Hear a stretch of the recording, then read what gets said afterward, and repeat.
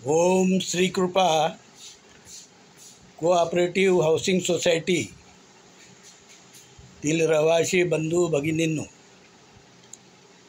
आपली सोसायटी ओम श्री कृपा च्या 3 विंगला कसलाही धोका नाही असे स्ट्रक्चरल ऑडिट आपल्याला मागेच मिळालेले आहे। तिन्ही बिल्डिंग सुव्यवस्थित असून रिपेरेबल म्हणजे छोटे मोठे रिपेअर केले पाहिजे असे स्ट्रक्चरल ऑडिटचे चा रिपोर्ट आहे। आपल्या सोसायटीचे मेंटेनन्स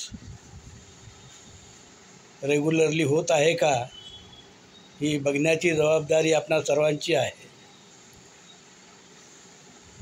रिपेअर, मेंटेनन्स, कलरिंग, छोटे मोठे क्रॅक गेले असतील ते आधीच पावसाळ्यापूर्वी बुजवायला पाहिजे। आपल्या सोसायटीचे कलरिंग करून घेतले पाहिजे। ही मागणी आपली सर्वांची सोसायटीच्या कार्यकारिणीकडे आपण विनंती केली पाहिजे आणि विनंती केली नाही तरी सोसायटीच्या कार्यकारिणीला हा जो रिपोर्ट आहे स्ट्रक्चर ऑडिटचा रिपोर्ट कार्यकारिणीला सुद्धा दिला आहे, सोसायटी रजिस्ट्रारला दिलेला आहे, नगरपालिकेला दिलेला आहे।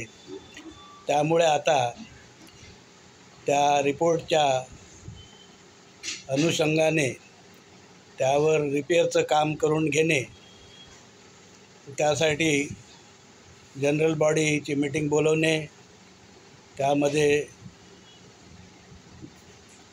रिपेअर, कलरिंग आदीसाठी टेंडर मागविणे, हे सर्व काम आपल्या सोसायटीच्या वर्किंग कमिटीने करायला हवं।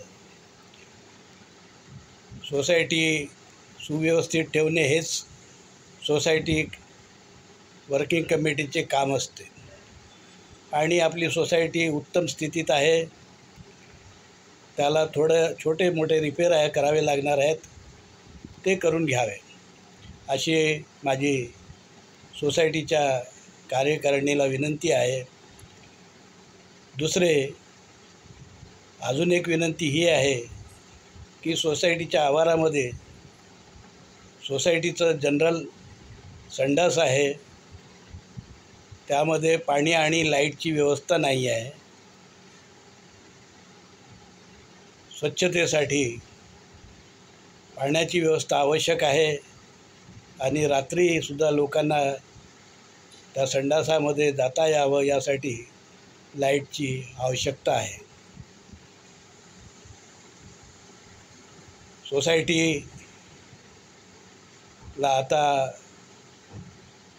पुनर्विकासाची आवश्यकता राहिलेली नाही आहे, कारण आपली बिल्डिंग सुस्थितीत असून छोटे मोठे रिपेअर करणे हे सोसायटीचे आधीसुद्धा कर्तव्य होते। अगदी पहिल्या दिवसापासून बिल्डिंग बनल्यापासून रिपेअर आणि मेंटेनन्स हे सोसायटीला करावंच लागतं। त्यामुळे रिपेअर आणि मेंटेनन्स काही नवीन नाही। तेव्हा आता ही जी पुनर्विकासाची प्रक्रिया इथेच थांबवावी कमिटीला अशी माझी विनंती आहे। आणि अशाच पद्धतीचं पत्र खूप लोकांनी याआधीसुद्धा कमिटीला दिलेलं आहे की आता कमिटीचा पुनर्विकासाचा मुद्दा बंद करा आणि मेंटेनन्सकडे लक्ष द्या, अन्यथा जाणीवपूर्वक सोसायटीच्या मेंटेनन्सकडे दुर्लक्ष करणे हा अपराध ठरू शकतो। पुढे या बिल्डिंगमध्ये रिपेअर मेंटेनन्स न केल्यामुळे काहीही जीवितहानी झाली त्या ज्या जीवितहानीला आणि अन्य प्रकारच्या नुकसानीला केवळ कार्यकारिणी जबाबदार असेल। धन्यवाद। जय हिंद, जय सहकार.